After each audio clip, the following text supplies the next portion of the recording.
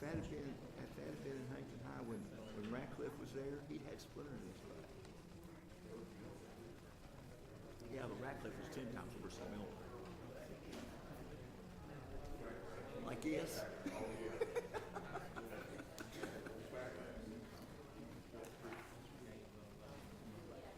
Yeah, but you know the kids loved him. Everybody loved him. Yeah. I'll have to. I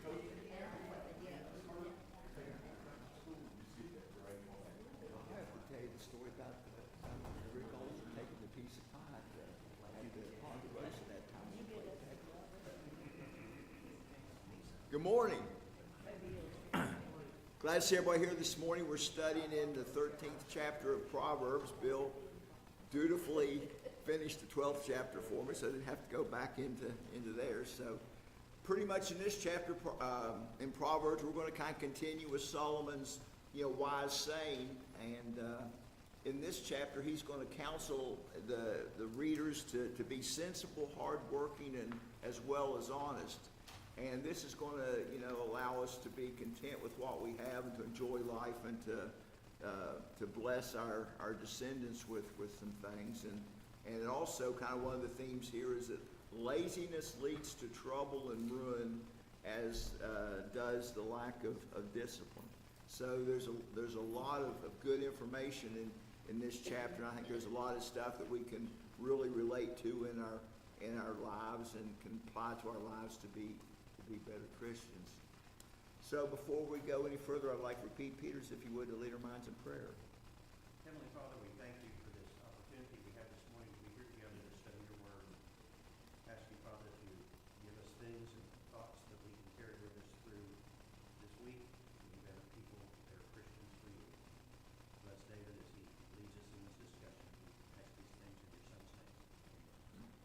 All right, so the first three verses here kind of address the subject of speech. And Solomon is going to contrast wise talk with foolish talk.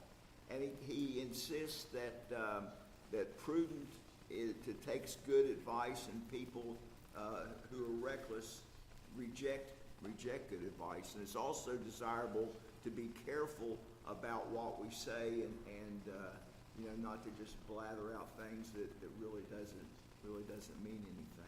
So let's look at the first verse. It says, "A wise son heeds his father's instruction, but a scoffer does not hear rebuke." So this is kind of a recurring theme in the book of Proverbs, is the value of taking good advice. And the person is defined as a scoffer, who's one who kind of sneers and laughs at knowledge and instead he doesn't learn from it. Learning from our own mistakes obviously is part of life, and choosing to learn from the mistakes of others is especially wise, because there's one thing about it. There's so many mistakes that can be made out there, we don't have time to make all of them. So what we've got to do is learn from our own mistakes, but we've also got to look and learn from the mistakes of others. Thomas Jefferson said that history is a chronicle of mistakes that don't need to be repeated. And, you've heard Bill and I say a lot of, we love history, that, if we don't learn history, then we're going to make the same mistakes over and over again. So, this is especially wise, the things that Solomon's telling us here. So when a father or any other worthy figure, offers a perspective, it's a good idea to take them seriously, especially somebody who is proven to be successful and, always seems to be making the right type of decisions and knows how to go through and analyze a problem and make a good decision. We need to use those people as role models. Now, some people carry a superior attitude, and they think that they know more than the people who try to correct them. They think, like Bill said last week, they think they're the smartest person in the room. And those are the people that have a tendency not only to get themselves in trouble, but get the ones who follow them in trouble also. So if someone goes through life thinking that he's beyond reproach, he's going to pretty much face a rude awakening. because, Kevin? Pride precedes destruction, according to Proverbs 16 and 18, and we're going to study that as we go a little bit further. Now, in his first letter to Timothy, the Apostle Paul tells Timothy a recent convert should not be an overseer because he may become puffed up with conceit and fall into the condemnation of the devil. And Proverbs 29 and 1 kind of affirms this, and it says, "He who is often reproved yet stiffens his neck will suddenly be broken beyond healing." And that's one of the things that we have to be careful about who we put in our leaders, to make sure that they are seasoned enough to not let that go to their head. I think back of all the people that I've had in class and people that I've been on the fire department with. It's kind of funny. You get somebody out of basic class and they think that they're ready to be an officer, and they're doing everything that they can to get the qualifications for an officer, and they're not ready. I had one guy one time, and he was just bound and determined. I mean, he took every class coming and going. He was ready. The problem was he'd never been in a fire. And we had a practice fire one time, and I took a couple of my top guys. I said, "I want you to take him in there, and I want you to stick his nose right in it." And guess what? That's what they did, and he never came back. So there's a certain thing about having the experience, and you have all the classes you want, but you can't train experience. And that's kind of one of the points here, is that we can't have people that don't have experience in these leadership positions. Of course, that's what Paul was telling Timothy there, because they get themselves in trouble. But through the years, we've all noticed that nobody likes criticism. Right. Especially at work, when you try to maybe tell a younger guy, and he said, "Oh, I know that. But you don't have to tell me that." I don't know where they get this. I mean, I think constructive criticism is always good, but sometimes it's a hard pill to swallow. You're right. Any other comments? All right, let's go to verse 2. "From the fruit of his mouth a man shall eat good, but the soul of the treacherous eats violence." So Solomon here observes that the speaking productive words to others tend to lead to good things in return. And the general principle is that if a person speaks kind words, others will speak kindly to him. And if he blesses others with his words, they will bless him in return. And his positive words will bring positive words back to him. Now, the word good in this context means that it's a pleasant taste, a pleasant smell, things along that line. And this kind of echoes the concept that a person who reaps, what they sow, and those who sow goodness and godliness can expect to harvest more of the same. And Galatians 6 and 7 kind of reflect this. Now, those who strongly desire to hurt others will also receive the reciprocal treatment. And Solomon uses the word violence to indicate that treacherous people kind of crave and get the same thing. So in the food-related context of this proverb, the term is used here to describe what is crude and unripe. And that's kind of what we're talking, the word that they're using here for violence. And those who crave violence want to harm their neighbor, yet they will find violence backfiring, on themselves. And this verse closely resembles chapter 12, verse 14, which Bill went over last week, which points out how a person's words and actions have neutral consequences. So, we need to be careful what we say. We need to choose our words wisely, because, they'll come back and come back to us sometime. I remember when I was in school, and I don't remember what the play was, but I was in a play, and it was people were supposed to give a speech at a banquet, and everyone, one person gets up there and gives a speech, And everybody else is going, well, steak and potatoes and green beans and all, and the guy said, well, you have to eat your words. So obviously we were saying good words to eat, and the person who made the long speech, they didn't have very good words to eat. So, sometimes we have to eat our own words. We need to be careful what we're saying. Comments about that verse? So much of it is intent, talks about the evil person, what the evil person has, bad purpose or bad intent. Right. Say that, for the other, good man does not, good man uplifts. Right. Like, And that's not to say that if somebody needs to be rebuked, you need to rebuke them, but you need to be careful how you do it so that you don't drive them off. good rebukes up there too. Right. Other comments about that verse? All right, let's look at verse 3. He who keeps his mouth keeps his life. He who opens his lips wide, it is ruin to him. So few things are more difficult yet more important than learning how to control one's words and control one's tongue. And doing so can keep a person out of trouble and may even save his life.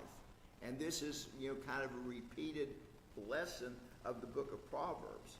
We had this same concept in the 10th chapter, and in the 14th chapter we're going to talk about a little bit more, and even back in the 12th chapter, we talked about this. So those who threaten or revile other people open themselves to revenge and backlash. And in modern English, a common description for those who talk too much is they have loose lips. And if you'll, remember back during World War II, one of the sayings was "loose lips sink ships." You have to, and just because you know something doesn't mean you have to say something about it. And I think that's a concept sometimes that we're getting a little more loose with some of the stuff that we say, and it just amazes me. We go out on a call or something. It's already on Facebook. We get more information from Facebook than we do the CAD coming from the dispatcher. And but also the stupid stuff that people put on social media. And the law enforcement people love it. They get in there and they do all this stuff, and they think it's not going to come back to haunt them. And they say, well, I can just delete it. You don't delete nothing from social media. It's out there. It's out there forever. So the person who speaks without thinking or without control may make rash promises that he's not going to be able to keep. It's important that you're a person of your word, and that if you say you're going to do something, then you're going to do it. And on the other hand, if you say you're not going to do something, you don't do it. So, you've got to be careful that you don't insult others or lie to them or tell secrets or offer unsound advice. We need to think that, words have consequences. There's times when there's gossip and there's people who are criticized unjustly, and this is a careless situation, and it can come back and haunt you later on. Another English phrase related to the sentiments is the person must eat his words, and this applies when someone's statements come back to accuse him or condemn him. What he says comes back and hurts him later on. So knowing this is possible is yet another reason to be sure that any words we speak are like I said, kind of like I showed before, they're edible. And this kind of goes back to Proverbs 12 and 2. So it is wise to pray as David did, let the words of my mouth and the meditation of my heart be acceptable in your sight, O Lord, my rock and my redeemer. That's Psalms 19 and 14. And also, David had a lot of wise things that in the Psalms about how we should speak in the relationship between what we say is a reflection of what's on that's on where our mind is at. Comments about those verses? All right, so we're going to move into the next section here, which is verses 4 through 11, and it observes the key differences between the rich and the poor, and the testimony of the righteous, and the dismal end of the wicked, the insolence of the wicked, and the willingness of the wise to accept advice. And this kind of continues the pattern of contrast and comparison that's used, pretty much all through the book of Proverbs. So let's look at verse 4. It says, "The soul of the sluggard desires and has nothing, but the soul of the hard worker shall be made fat." Now this verse depicts something common enough to be both stereotype and kind of a sad truth. An idle person often daydreams about what they want or what they wish to accomplish, yet they never attain these goals because they're too lazy to go out and work for them. And, I'm sure everybody can think of somebody like that. They got big pipe dreams, they do a bunch of talking, but when it comes time to do the work, it doesn't get done, and they don't have any of that. I think, I made the statement before, it's like a big hat and no cattle type of situation. So, there's people who were like that, and then at the end of the day, they wonder why they don't have anything. Well, because they haven't done anything. Actions and work is what makes a success. And you've heard me say a lot of times before, the only time that success comes before work is in the dictionary. You have to get out there and work for it. Now, on the other hand, a hard-working person is much more likely to achieve their goals because they work hard to get them. They set a goal, they get on the path to do it, they stay on the path, they don't get distracted, and they follow through. Follow through is a really important thing, and sometimes people will, they'll get on a project and they go great guns, and all of a sudden something goes wrong, and it gets them off track, and they never accomplish it. In Proverbs 20:4, it offers a comparison statement about the lazy person. "The sluggard does not plow in the autumn; he will seek at harvest and have nothing." So every farmer knows that you have to work the land often from dusk to dawn to enjoy getting a good harvest. And laziness may be easy, but it produces nothing except it produces nothing. You don't get your goal. And even in the Garden of Eden, before sin entered the human race, God gave Adam the responsibility to work. Work is something that comes from God, and there's a purpose for it. In Genesis 2:15, it says, "The Lord God took the man and put him in the Garden of Eden to work it and keep it." So work is not only rewarding, but it's kind of therapeutic. You get out there and you work with your hands, and you do stuff, and you feel a little bit better when you get finished.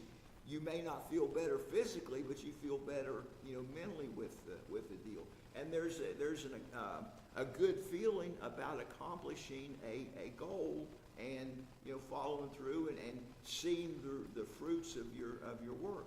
Now, other statements in the book of Proverbs echo this contrast between hard work and idleness. We talked about it back in the 6th chapter and the 10th chapter, and also in the 12th chapter. So this is a theme all the way through, the importance of work. Comments about that verse? All right, let's move on to verse 5. "The righteousness hates lying, but the wicked one is odious and acts shamefully."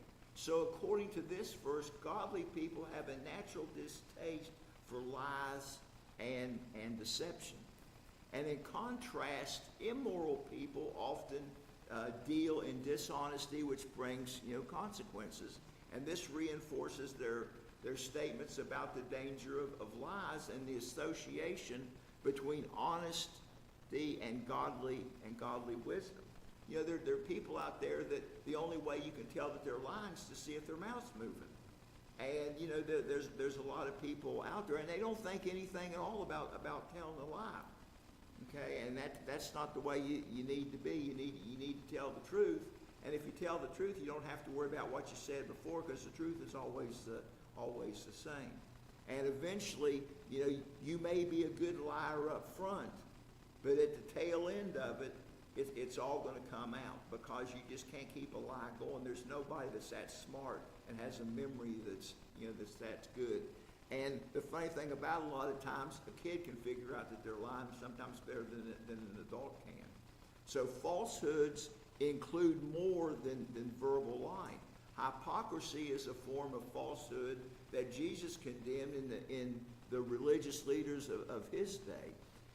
In Matthew 6:16, he says, "And when you go fast, do not look gloomy like the hypocrites, for they disfigure their faces that their fasting may be seen by others." They were fasting. They were just making, oh, it's so awful, I'm suffering so bad and all this kind of stuff. Well, probably really they weren't. A hypocrite, I think if you look at the meaning, it has something to do with being an actor. So, I mean, they put on a good show for the people. And he warned, beware of false prophets who come to you in sheep's clothing, but inwardly are ravening wolves. That's Matthew 7 and 15. So the hypocrite lies by pretending to believe one thing while doing something else. And, there's a lot of hypocrites floating around in this day and time. They're saying one thing and they're doing something else. Now we know Ananias and Sapphira brought not only shame and disgrace to themselves, but it also brought them death. We look there back in Acts the 5th chapter, verses 1 through 11. They falsely suggested that given full scales the amount of the price of the property, and tragically they lied about it. And the bad thing about it was they weren't obligated to give everything that they had in this situation. But they lied about it to make themselves look good, and it ended up costing them their life. And there's situations where, telling lies can get you in a pretty bad situation and could possibly cost you your life. Comments about that verse? All right, let's move on to verse 6. Righteousness guards the perfect of way, but wickedness subverts a sin offering. So this observes two contrasting results. Righteousness means a sincere seeking of God's will and obedience to his commands. And those who follow godliness and sound wisdom have a much better chance of happiness and success. And those who ignores God opens himself to all sorts of worldly troubles, not to mention the condemnation that they're going to get in eternity. And because a righteous person leads an upright life that no one can legitimately fault, he leaves no room for others to blame him for his life. We're doing the right thing. We're staying with the truth. The truth is always going to be there, and you're not only going to have a good life, but you're going to have a good reputation that goes along with it. Now you think of Joseph as an example of a person whose life was void of legitimate fault finding. His trust in the Lord remained steadfast, and his harm to his brothers tried to impose him resulted in his good. They did evil to him. It turned out good for him, and then what did he do for his brothers? He did good for them, and he did good for them in the end. He told them, as for you, you meant evil against me, but God meant it for good. That's back in Genesis 50 and 20. Daniel is another example of a person whose life was beyond fault. And when his enemies trumped upon an occasion to lead to his sending him to the lion's den, God protected him. The lions did not hurt him, and the king ordered his release from the lion's den. However, the wicked men who were responsible for Daniel's confinement ended up in the same lion's den and died at the teeth of the same lions that they were trying to send Daniel to. And that happens a lot today. Not necessarily that we send people to the lion's den, which there's probably some that probably would be worthy of sending to the lion's den. But you look at times where somebody did evil to somebody. It was unjust, and then all of a sudden it comes back upon them, and they're the ones who end up going to jail rather than the ones that they were trying to, convict. So, their sin pretty much overtook them because of what they did. And as the proverb notes, the sin of Daniel's enemies wound up coming back to their ruin. And both examples demonstrate the Bible's complete understanding of human suffering.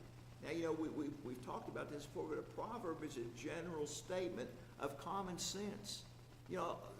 A lot of these things are just simple common sense things that, we should know anywhere. But, I think one of the problems we've got today is there's a lot of people that don't have any common sense. They've got doctor's degrees and all this kind of stuff, and they got, 100 letters after their name, and they don't have enough sense to get in and out of the rain. And, somebody told me one time that I ought to write a book about being in the fire service. And I was mowing yard yesterday, and I was thinking about what I would put in a book. And one of the things that I would put in there, that some of the best firemen that I ever knew were old country boys with good common sense. They could look at the situation, they could figure out and do the right thing with common sense, with not necessarily a whole lot of training, but just good common sense. And that's really so important. So the expected pattern in most cases is that doing good leads to somebody or something experiencing good coming back. You can't go wrong doing good things for people, because it'll always come back in your favor. Comments about that verse? Look at verse 7. There are those who act rich, yet they have nothing, and those who act poor, yet have great riches. So the original language, in the original language of this verse, it leads to a subtle difference in how it can be interpreted. An extremely literal presentation of the Hebrew would read something like, one enriching has nothing at all, impoverishing great wealth. And it seems to play on the idea of those who put on an appearance of being wealthy when they really have nothing, while others make themselves out to be poor when they actually have plenty. And I think back to years ago, and I don't remember who was in the show, but there was a TV show called The Pruitts of Southampton. Do you all remember that show?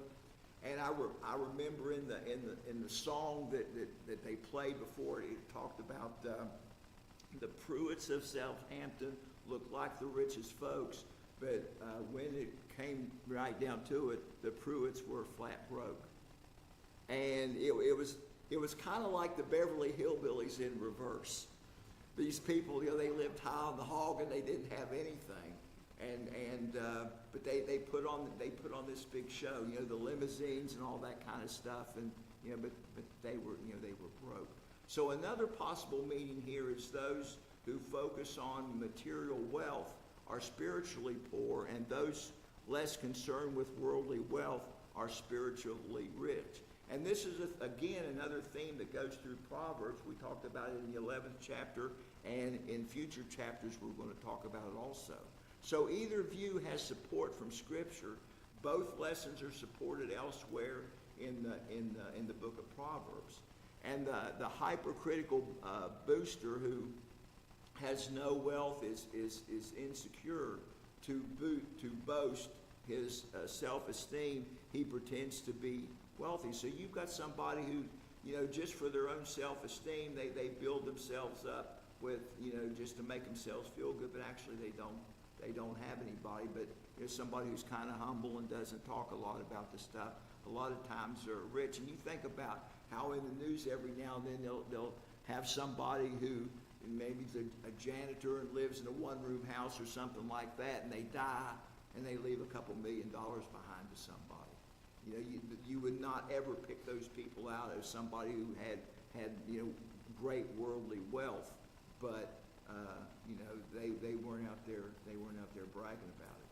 And I think that kind of the saying, you have a champagne taste on a beer budget. I think that would be another thing that we're kind of talking about here. So the rich farmer in Jesus' parable boasted about his bumper crop, but he was spiritually bankrupt. You know, if we turn to Luke, the 12th chapter, starting with verse 16, it says, "And he spoke a parable to them, saying, The ground of a certain rich man brought forth plentiful. And he thought within himself, saying, What shall I do, because I have no room in which to store my fruits? And he says, I will do this. I will pull down my barns and build bigger ones, and I will store all my fruits and my goods there. And I will say to my soul, Soul, you have many goods laid up for many years. Take your ease, eat, drink, and be merry. But God said to him, Fool, this night your soul shall be required of you. Then shall those things be which you have prepared." So he is who lays up treasures for himself and not rich toward God. So while demanding his soul, God called this person a fool and reminded him that material things were not going to accompany us beyond the grave. We come into this world with nothing, and we leave this world with nothing. You know, in the Revelation, it talks about the church at Laodicea. They boasted about their affluence and you know, but they really lacked the true wealth. And it says in Revelations 3:17, "You say, I am rich, I have prospered, and I need nothing, not realizing that you are wretched, pitiable, and poor, blind, and naked." So, you know, having stuff here on this world is not as important as being, you know, spiritually right with God. And the Apostle Paul assumes a sincerely humble posture. And you think about it. Paul was a very highly educated man. He was the most educated among the apostles.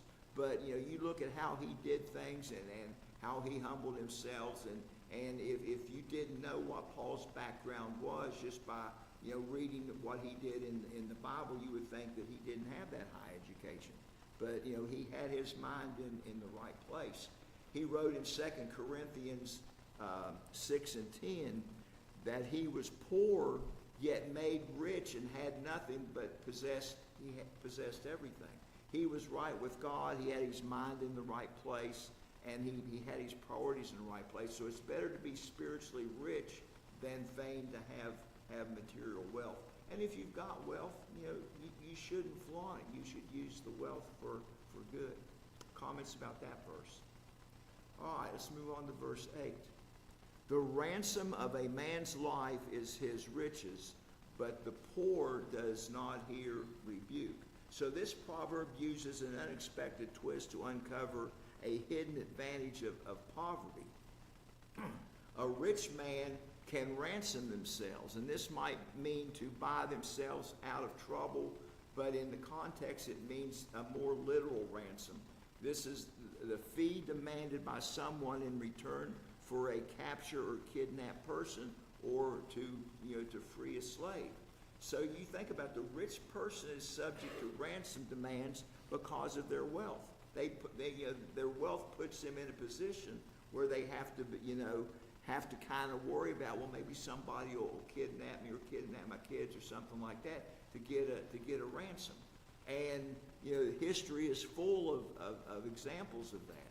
And no one will make such a threat against a poor person because they have no riches to give. Don't have anything to steal and don't have any money to pay ransom with. So, you know, they don't have that worry. The guy living down on the flood wall doesn't have a bodyguard. You know, but you get somebody, you know, that's got a lot of money and stuff, or in a high position, you know, they have to have somebody to protect them. So threats to wealth, property, and money are powerless against someone who has none of these things. They don't have to worry about stuff like that. Material wealth does, in fact, come with downsides. And this includes the risk of being robbed or kidnapped or murdered for somebody's money. And, you know, I had a lady one time that had a $70,000 ring. And she only wore it 2 days a year. And she was afraid that somebody would see it and cut her finger off to get the ring. I mean, that was a fear that she had. And I asked her one time, I said, why do you have a ring like this? Well, she says, you know, somebody gave it to me, and you know, I didn't want to hurt their feelings or something. You know, I saw it was a really nice ring. I wouldn't have paid $70,000 for it. You know, I had bought me a, what's it, zirconium silicon or whatever you call them. Yeah, zirconium probably looked just as good, you know. But, you know, you think about that. Worrying about getting your finger cut off. And let me tell you what, there's people out there that would do that kind of stuff. So further, a rich man may, you know, wonder whether his friends are truly their friends or simply pretending to be friends to get something from them. You know, the person is the true friend who is the friend in need, you know, type of thing. So wealth at best only is temporal, whereas godliness is contentment, is great gain. For we brought nothing into this world and we carry nothing out. Of course, that's Riches in itself, nothing wrong with it. right. You know, Job is one of the richest men on earth, I guess. Right. If it hadn't been for his riches, we'd say it was accurate. That's right. You know, he thought, well, rich man's got everything. I'll go after him. Right. And there's a lot of people, you know, people out there. So Hebrews 13 and 5 probably provides one of the best perspectives on what is truly important. And it says, keep your life free from love of money and be content with what you have, for he says, I will never leave you nor forsake you. If we've got God on our side, we've got the most important things. And, you know, I know a lot of people that's got a lot of money, and a lot of them are just flat miserable. And I know a lot of people that don't have any money, they're just the happiest people around there, and they're content with what they've got. And, you know, the more money you got, the more worries that you've got. And the people who don't have anything, it's not used to having anything, you know, they're pretty content. I think back, and you've heard me say this a lot of times, you know, people back during the Depression and stuff like that, a lot of them didn't know they were poor, didn't know there was a depression going on because they never had anything anyway, but they were always content and happy. And, you know, they'd sit around and they did this thing called conversation.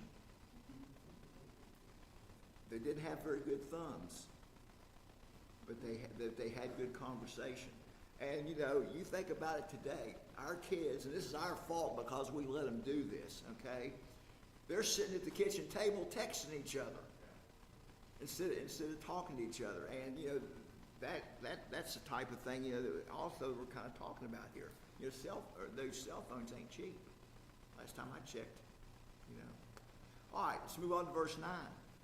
The light of the righteousness rejoices, but the lamp of the wicked shall be put out. So Solomon points out the common sense observation that godliness tends to keep a person from danger, while sin brings risks that lead to an early death. And the reference to a lamp in this verse alludes to the illumination a person in the ancient Middle East had in his tent. His oil lamp did not stay lit through the entire night because it would run out of oil. And when it went out, everything became completely dark. So similarly, the life of the wicked, or the lamp, will not stay lit forever. Shortly it will be extinguished, and the wicked person will die and be surrounded by utter darkness. And the life of the righteous in his light will extend not only for a long time on earth, but also throughout eternity. The light of Jesus will be there through eternity, whereas hell is described as a place of utter darkness, and heaven is described as a place of brilliant, dazzling light. And in heaven, the Lord will be the light of righteousness, and there will be no night or any need for the light, the lamp of, because the lamp of the sun. So that's a good place to stop right there. We'll pick up next week with verse 10, and I appreciate everybody's attention and comments today.